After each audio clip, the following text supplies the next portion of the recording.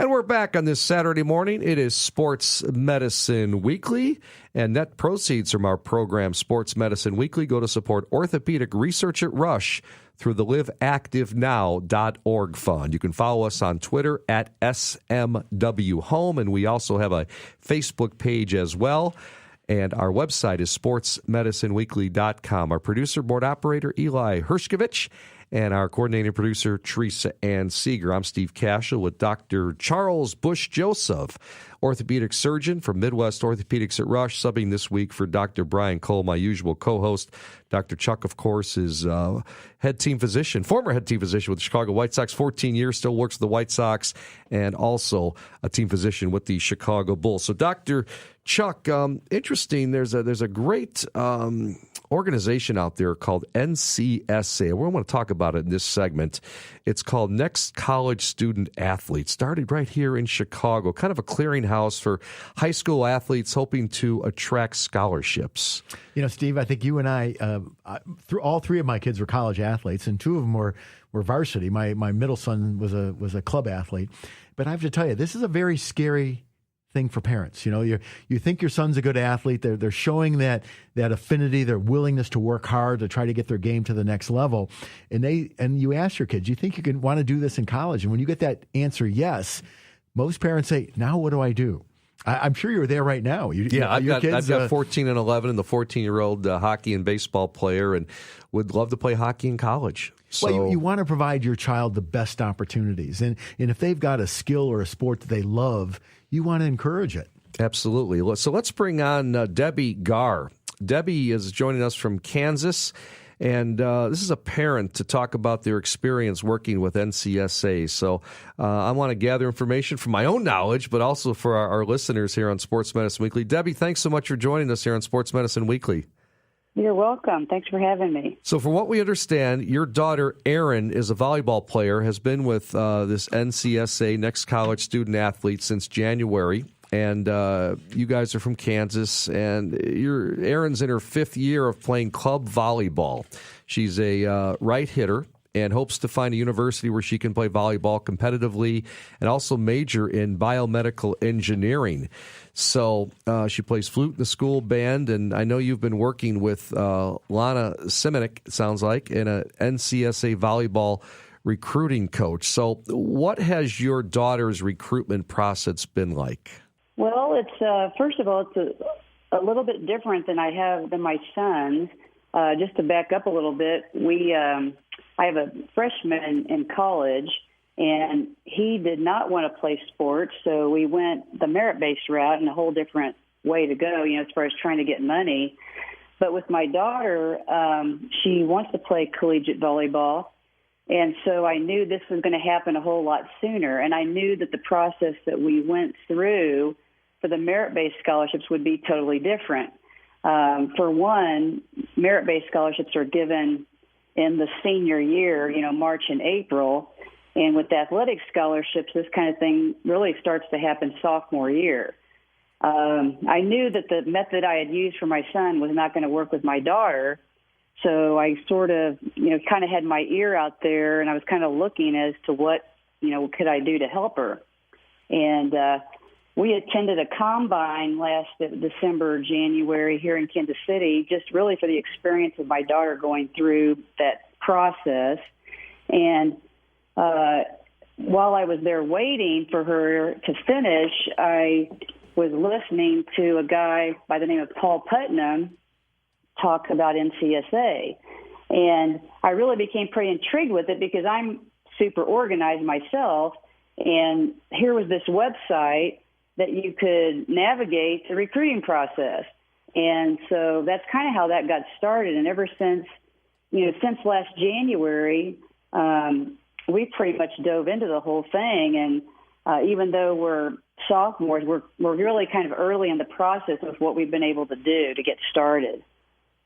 What are some of the initial thoughts you had? Was it, did you talk this over with your daughter and she expressed an interest, or what, obviously she was quite active and it sounds like you were in showcase type activities. Did you say to her, are you ready to do this on a college basis? What was the decision making? Well, because I had been a high school coach my whole life and then stayed home and raised my kids, I kind of coached them through the youth sports, whatever they did. And so my daughter played. My goal was for them to not play club for as long as possible, just because I just think they specialize too early these days. But, so I was coaching her in soccer, volleyball, basketball, and softball. And just really, as they get a little bit older, middle school age, they start to tell you what they're interested in. It's not so much the parents taking them to all these things. The kid starts, hey, I don't want to do that. They start telling you. So the focus starts to narrow, especially as they start having to put more than one day a week into their practices. So basically she started to give up a sport, one by one. And you can tell that volleyball became her passion, and that was probably around, I'd say, age 12. And so, we were still playing softball. We hadn't given that up yet, but as a matter of fact, she's going to give it up this year. But it's kind of like you just have to kind of follow the lead of your kid and what their passion is. My interest was basketball. I played college basketball, but I didn't care what my kids did. They had to, you had to follow what they wanted to do. So you really just listen to your kid. And like you said earlier in the program, you wanted to help your kid any way you could. This is kind of like what you can do to help them get that scholarship. Visiting with Debbie Garr here on Sports Medicine Weekly. She is the mother of an NCSA student athlete, Erin Garr, NCSA standing for Next College Student Athlete, a really neat establishment for athletes hoping to attract scholarships. And talking about your experience, Debbie, with working with NCSA, I'm Steve Cashel with Dr. Charles Bush Joseph at Sports Medicine Weekly on this Saturday morning. A couple more minutes here, but what would you tell families considering using NCSA? Well, I do have other friends that are using it, and for anybody that's gone through the college process, there's something called the Common App that everybody has to fill out when they go to college, and it's kind of like everything's right there for you to navigate through that. If you use this, I've got friends that have signed up for it, but they don't get in there. They don't use it. They want their, kid to figure it out. And it's like, the kids need help figuring out what they want to do. And NCSA, through basically they give you everything you need to do. You just have to follow and do it. You just have to read. There's things they put on there to explain the recruitment process. They're there for whatever you need. You can read it. You can talk to coaches. I mean, it's just what I would advise parents to do is to, it's a simple website. Simply dive into it, learn about it, and help your kid figure it out because, you can't really expect them to do that on their own. They need a little bit of help getting started. Does the service provide you, can you download video images of your child and their performance or statistics? What's the actual, how do you attract or how do you provide data to attract coaches or universities to your child? What is the mechanics of the system? Well, this is a really great question. What they do is you put in all your data, all your statistics, how high your kid can jump, what positions they play, just all sorts of stuff like that. But what I think the biggest factor is that when you put your video in, they have coaches that evaluate you, and they assess you a percentage.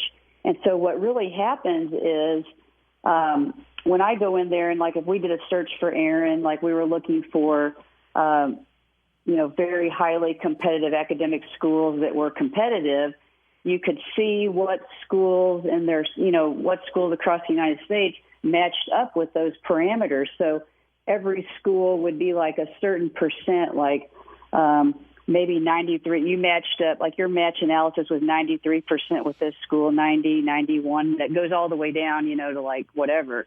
And so what really happens for the parent and the kid is that through what I would call an objective means, where you have, NCSA helping you evaluate where you are right now and what colleges would be appropriate to you in a percentage basis. So I think what happens for a lot of parents is they get I feel like I've got a pretty objective perspective on my kid's ability, but it really helps you narrow the focus and look at those schools that are going to fit your kid.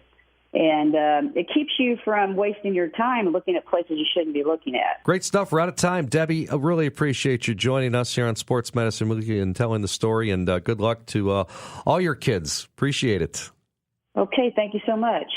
NCSAsports.org is their website. Interesting stuff. Dr. Chuck and I are going to continue with another segment after this, and this is going to be pretty interesting, we think. Fitness tips that are doing more harm than good. We'll dive into it with Matt Gauthier from Athletico. Stay with us at Sports Medicine Weekly, only on 670.